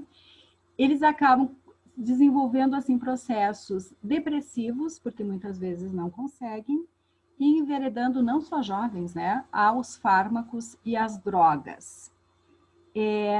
As pessoas muitas vezes têm dificuldade de entender que a busca também gera motivação e que é muito bom ter pelo que lutar. A ênfase não pode ser só nos resultados, ela tem que ser o processo. O caminho de fazer a construir a felicidade também pode ser bem prazeroso e um processo feliz. A felicidade estaria, então, nas outras pessoas, por exemplo, vou ser feliz se eu estiver com alguém, com alguma coisa, em algum lugar? Não necessariamente. A felicidade não pode estar no outro, não é o outro que faz alguém feliz. É a relação que essas duas pessoas constroem para essa felicidade.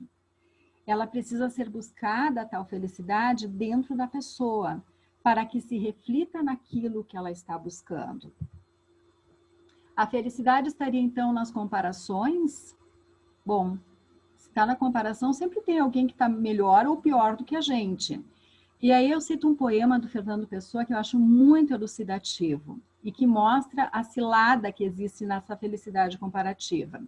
Ele diz assim: na casa defronte de mim e dos meus sonhos, que felicidade há sempre. Moram ali pessoas que desconheço, que já vi, mas não vi. São felizes porque não sou eu. Então, comparando-se com o outro, você já está fadado a ser infeliz logo do ponto de partida. A Monja Coen diz, ela tem inclusive esse livro, né, O Sofrimento é Opcional. Ela diz uma coisa muito interessante, que a dor, todos nós temos dores, todos, até porque a gente só entende a felicidade porque a gente não está feliz, né? Ela é um processo dialético. A dor é inevitável, mas o sofrimento é opcional, porque depende de como nós estabelecemos esse processo de caminhar e de busca da felicidade e que implica resiliência.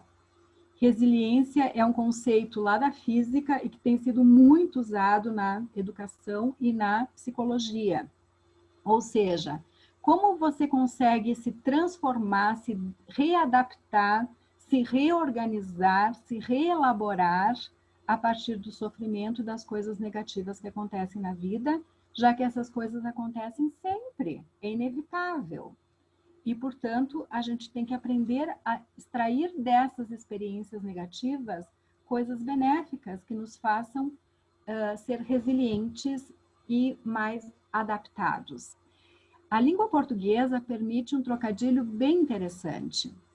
Ali tem eu, né, sou, eu sou. Envolve uma dimensão egocêntrica e narcisista, né? Quando a gente inverte o sou, vira nós, né? Coloca ele de cabeça para baixo, vira o nós. Será que a gente não está buscando a felicidade no lugar errado? Se nós suplantarmos tanto a micro, né? A pessoa, ela o tempo inteiro narcisisticamente, ou o lado social macro, será que não existiria um outro campo intermediário, essa zona intermediária das próprias relações humanas? Quais seriam esses grupos humanos, né, que não são nem micro nem macro? Envolve as relações familiares, as relações no trabalho, as relações nas entidades, as relações no Rotary, nesses grupos sociais. Será que a gente está procurando a felicidade? Ou será que a gente deveria gerar, construir, nós sermos responsáveis em conjunto por essa criação? Sempre os grupos envolvem a questão da gestão das emoções, a sinergia, né? Como a energia funciona nos grupos sociais. E muitas vezes a gente percebe assim, quando alguém não está bem, ou por algum problema pessoal de saúde, enfim, os grupos sociais tendem a não agregar essa pessoa. Ela está infeliz, vai estragar a sinergia aqui do grupo, o grupo não vai ficar muito bem e acabam afastando essa pessoa. Quando o processo deveria ser exatamente o contrário. a gente ajudando as outras pessoas, a gente acaba se ajudando. A mão que acaricia também é acariciada. Ou seja, a gente precisa aprender a construir laços solidários. E daí a importância social do Rotary. Porque essas sessões de companheirismo, de nós estarmos juntos, de nós estarmos nos fortalecendo, gera sinergia. E aí sim, a gente pode contribuir, inclusive em relação às injustiças sociais. A felicidade também, ela é natural. E a gente tem que aprender com a natureza, porque há o tempo de plantio e há o tempo de colheita. A gente não pode querer tudo tão rápido assim. A gente tem que estabelecer as prioridades. Então, para aqueles jovens afoitos, né, que querem tudo rápido, eles têm que entender que cada período da vida tem suas características e tem seus momentos de plantio. Para as pessoas envelhecentes, a gente tem que aprender com a natureza que a gente não pode deformar a vida, que a gente não é jovem para sempre. A gente pode ter uma psicologia super jovial, mas o corpo vai envelhecendo. É natural, é contingencial. As pessoas que querem permanecer jovens para sempre, corporalmente, estão fadadas a serem felizes. A felicidade é criativa. A gente precisa do lazer e da cultura. A gente precisa ler um bom livro e aprender. A gente precisa ter uma peça de teatro interessante, um filme que nos faça sair daquele lugar comum onde a gente está. Ou seja, a cultura não é supérflua, ela não é só perfumaria, ela é importante no processo de aprendizagem. Aprender também traz felicidade. E existe uma dialética da felicidade, como Carl Jung falava, e como eu já, inclusive, comentei com vocês. A felicidade, ela perderia seu significado se não fosse equilibrada pela tristeza. Os momentos de tristeza também são importantes, eles fazem parte do processo vital. Então, entender que fazer o sacrifício de ter as coisas também traz um resultado bom depois, e um processo bacana depois, no sentido de que a gente aprendeu, a gente se tornou resiliente, a gente se reelaborou, a gente ficou diferente, enfim, né? E nesse processo a gente vai aprendendo a perdoar, mas também aprendendo a ser perdoado. Há uma relatividade da felicidade. Nessa tessitura toda, a gente tem que aprender que a felicidade, ela pode ser real, felicidade pode ser a desejada, que a gente pretende, mas também a felicidade possível. E que cada pessoa, sim, é necessitada, é insuficiente, é dependente. A gente tem que tentar achar a mediana nisso tudo. O Aristóteles já dizia, a virtude está na mediana. Não significa que a gente vai ter o equilíbrio perfeito ali, né, nesse processo de construção da mediana. Ele é pendular, às vezes ele vai para um lado, às vezes vai para o outro. Agora, na pandemia, a gente percebeu muito isso, né? Às vezes a gente está super bem, às vezes nem tanto. Mas a gente vai tentando se equilibrar nesse processo. E também a gente deve levar em consideração as várias instâncias da nossa vida. Não adianta a gente ser só feliz na família, ou só feliz no trabalho, porque a gente vai estar desequilibrado enquanto instâncias de interações pessoais. A nossa qualidade de vida acaba ficando prejudicada em função disso.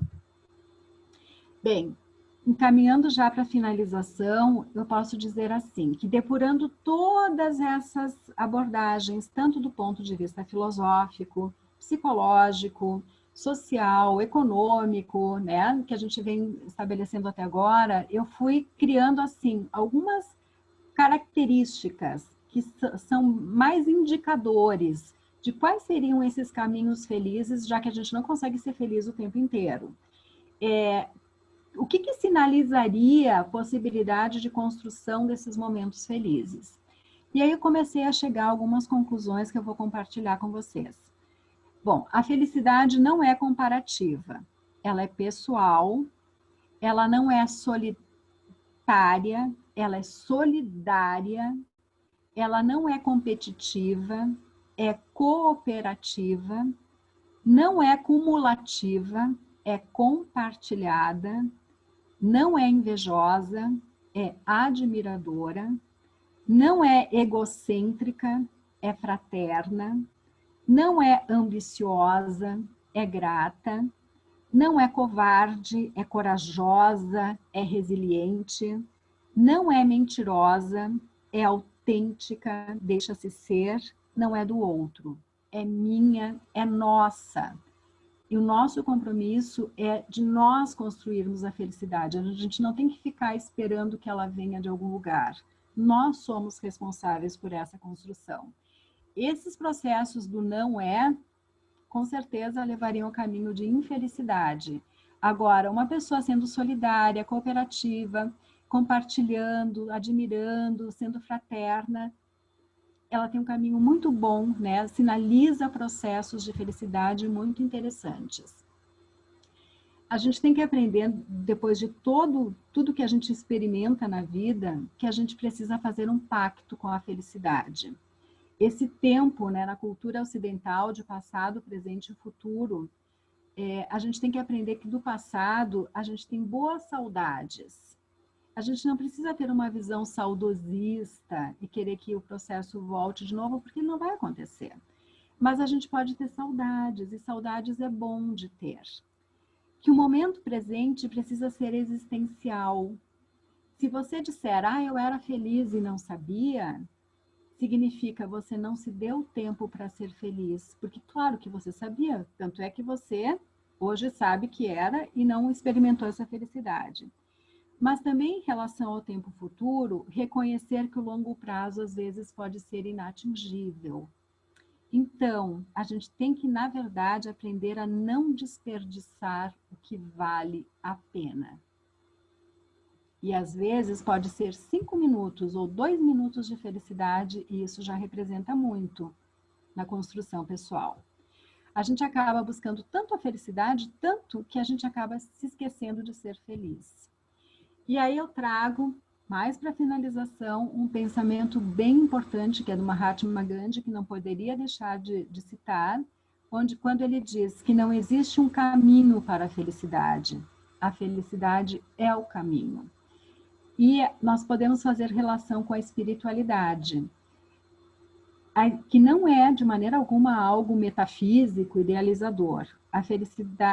Tanto a felicidade quanto a espiritualidade são vivas. Ou seja, a espiritualidade está nas atitudes, que é a maneira de ser, de pensar, de agir de uma pessoa, mas ela está também nas suas ações, ou seja, nos seus comportamentos. Não adianta a pessoa dizer que é espiritualizada se ela não faz a espiritualidade acontecer de maneira viva nas suas ações, nos seus comportamentos. A gente tem, no fundo, que se tornar um pouco apaziguado consigo mesmo. Para a gente ter uma integridade do ego, e isso não só lá no final da nossa vida, né, durante todos os processos que a gente vai experimentando problemas, e são tantos, né, que a gente tem que aprender que é importante, sim, perdoar e ser perdoado, como eu comentei antes. Mas é fundamental que a gente aprenda a se auto-perdoar. Entender que tem coisas que deram errado. Tudo bem, a gente aprendeu, vamos seguir daqui para diante, da maneira mais legal que possa ser. A gente não pode ficar enraizado em coisas erradas que a gente fez, porque todos nós erramos. Parece assim que a existência é povoada de mais erros do que acertos. Mas a gente tem que aprender que aqueles momentos de erros, de indecisões, de impasses, de conflitos, eles também geraram aquilo que nós somos agora. Nós somos resultados de tudo isso. E aí, sim, agora, para finalizar de verdade, eu cito uma poesia do grande pensador Mário Quintana, que não tem nada de poetinha, né? Ele diz de uma maneira simples muitas coisas, né, que a gente demora muito tempo para explicar e para argumentar. Ele diz com a sua linguagem algo fundamental a respeito da felicidade. Quantas vezes a gente, em busca da aventura, procede tal e qual o avozinho infeliz. Em vão, por toda parte, os óculos procura, tendo-os na ponta do nariz. Onde está a sua felicidade? Lembrando que a gente constrói momentos felizes e que eles não são eternos e que por isso a gente tem que ter o maior carinho por esses momentos e fazer das nossas ações sociais, talvez aquilo que eu coloquei para vocês, nem micro nem macro, nas zonas intermediárias das nossas ações, algo muito produtivo. A gente pode ter momentos muito felizes no Rotary, por exemplo. A gente pode ter momentos muito felizes nas ações sociais que a gente desenvolve, conhecendo novas pessoas, tendo novas possibilidades de cidadania, de a gente se sentir, né, com uma função social melhor, de a gente ter um olhar assim carinhoso em relação ao que a gente está aprendendo. Isso também pode ser felicidade. Eu agradeço imensamente a escuta de vocês e fico à disposição. Se tiver alguma dúvida, quiserem complementar, né, com as experiências que vocês têm, certamente enriquecerão, né, essa fala que foi colocada assim, de uma maneira bem sintética sobre a questão da felicidade. Obrigado, companheira Tânia. Obrigado mais uma vez. E o teu principal desafio que estava comentando, né, a questão do tempo, ficou tranquilo dentro do tempo, né? A Tânia estava preocupada que a palestra dela levava mais tempo. Não, mas nós não podemos ultrapassar muito o nosso horário, né? Enfim, mas parabéns, muito bom. Deixamos aberto agora para perguntas, se alguém tiver alguma pergunta, alguma colaboração, está aberto aí. Estamos abertos para ouvir. A professora adora pergunta. Não precisa necessariamente ser pergunta, pode ser uma complementação. Nossa, vai ser muito bem-vinda. Coisas que eu não pensei, que não tinha, né, não comentei, vocês podem ficar bem à vontade. Vocês vão, na verdade, estar me ajudando. Para parabenizá-la pela palestra fantástica e um excelente final de domingo. Muito obrigada. E só para lembrar, eu acho que Carlos Barbosa, acho que não tem Rotary, ou tem? Não. Não, né? Não. Eu acho que está na área da governadora assistente, Carlos Barbosa. Olha aí, ó. Pois é. Não tem Rotary, Carlos Barbosa? Não. Ainda não. Olha, é uma oportunidade, hein? Governadora Lourdinha, por favor.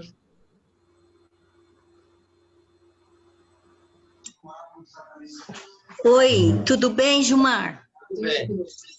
Parabenizo, viu? Uma tarde excelente, foi muito boa. Ficamos muito contentes tanto com o César como a Tânia, excelentes palestrantes e deixou-nos mais felizes, viu, Tânia? A gente aprendeu a felicidade, tá? E ao César também, como sempre, nosso trainee também ajuda muito e nos esclarece muito. Parabéns, viu, Gilmar? Foi uma tarde muito boa. Parabéns a todos, um abraço a todos os companheiros. Obrigado pela presença. Mais alguém? Governador, eu queria fazer uma colocação. Posso? Sim. Parabéns à Tânia, parabéns ao César, e vou dizer para a Tânia que a minha felicidade, enquanto estava vendo a sua maravilhosa palestra, né? Todos esses autores que você citou, e o Mário Quintana, que é excelente, a minha felicidade está no nariz, viu, Tânia? Porque sem o meu óculos eu não posso ser feliz. Como eu sou míope, eu preciso muito dele, né? Mas uma brincadeira. Mas eu quero fazer uma analogia e lembrar que tanto o governador ali, César, né, e como você, Tânia, eu acho que as duas palestras, elas se complementaram, porque o profissionalismo do César e o teu lado emocional ali da palestra pode tornar o nosso Rotary mais feliz, né? Com as novas regras de Rotary, analisando tudo aquilo, né? Como seria interessante aplicar algumas coisas quando a gente não consegue um companheiro com regras rígidas, né? Então, uma liberdade também dá. E, às vezes, essa liberdade pode tornar o Rotary mais feliz. Então, parabenizo as duas palestras, muito bom.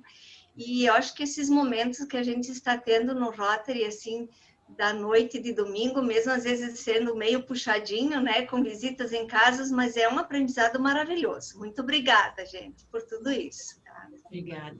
Obrigado, Ana. Eu também gostaria de dizer que a Tânia foi muito feliz na analogia da felicidade com o Rotary, né? Acho que todos nós somos testemunhas de quando a gente se engaja num projeto, quando a gente está realizando ou finalizando o projeto, fica estampado a alegria na cara dos companheiros, né? Então, acho que temos que ter mais momentos felizes, sim, ajudando quem precisa muito de nós. Mais uma vez, Tânia, muito obrigada por compartilhar com a gente todo esse conhecimento que você tem. Obrigado, César. Governador eleito do 4.480, pediu a palavra, por favor. Governador Gilmar, quero parabenizá-lo por essa excelente palestra dos dois. César, já tive a oportunidade de vê-lo falar lá no Instituto de Brasília. A Tânia, que nos trouxe uma palestra fantástica. Isso nos enche de muito orgulho de ser rotariano. E novamente ver novamente a nossa companheira Evanisba, nós estamos aqui presentes, também a governadora Lourdinha. Isso que é importante. Tivemos hoje um dia de treinamento ácido, desde sexta-feira, e nos brindou com essa linda palestra dos dois companheiros, que valeu a pena, que nos deixa nós muito emocionados, com orgulho de ser rotariano. Parabéns ao distrito.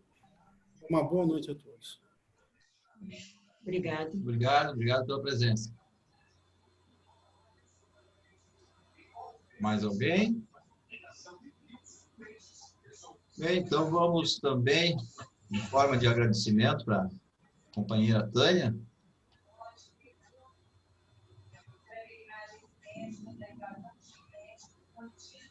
fazer informática.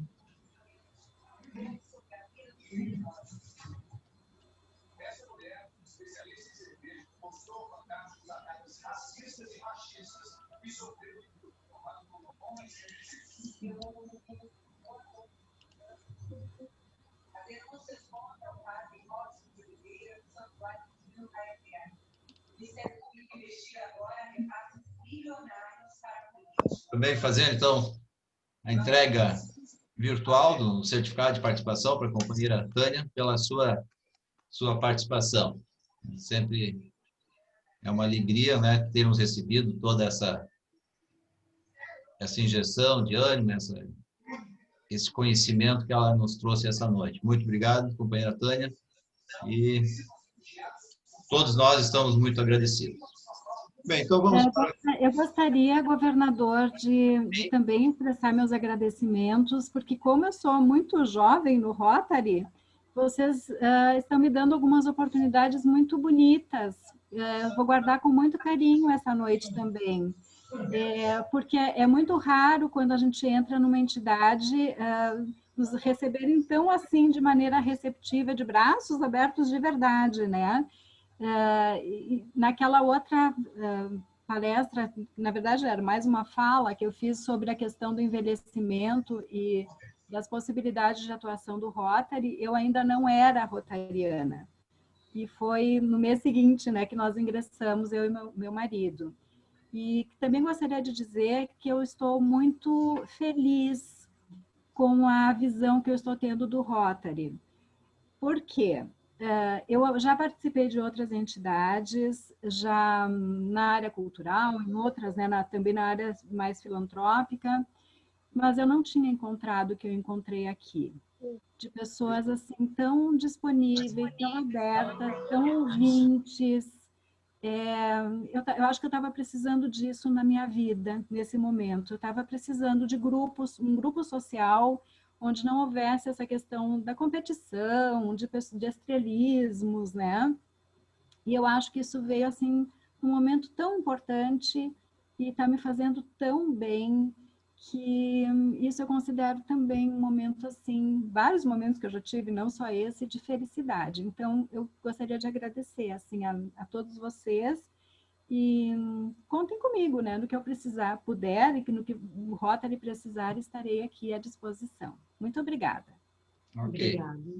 É que assim, Tânia, né, nos treinamentos que a gente faz para a governadoria, os nossos instrutores, líderes que a gente tem, e hoje à noite nós temos a presença, a gente aprende, a gente passa isso para os clubes também, que é importante envolver os novos associados. E essa é uma forma de envolvermos a nova associada, Tânia, né, dentro das suas atividades.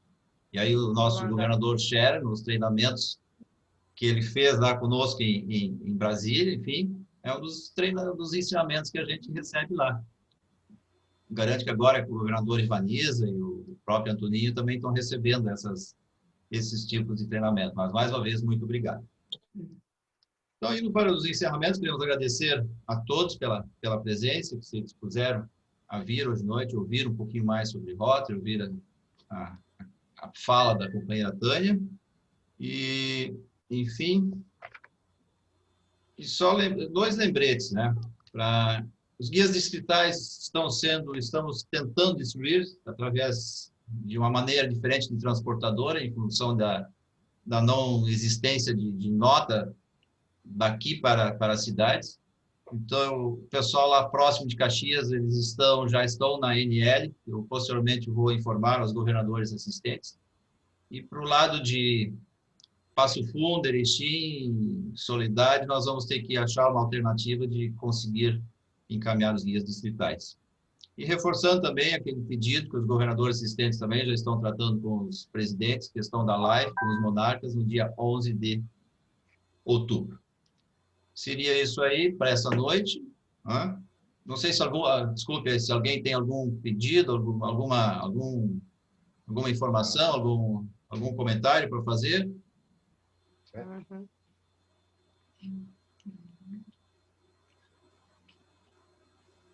Quem tiver, por favor, se tiver, ou se não, vamos para o... Governador Gilmar, posso falar? Pode.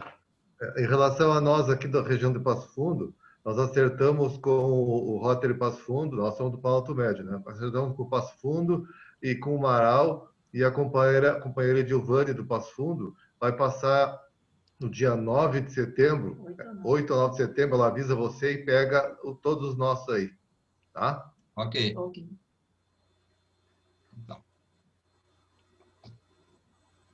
Então, não havendo mais nenhuma manifestação, obrigado, boa noite, e passamos para o companheirismo.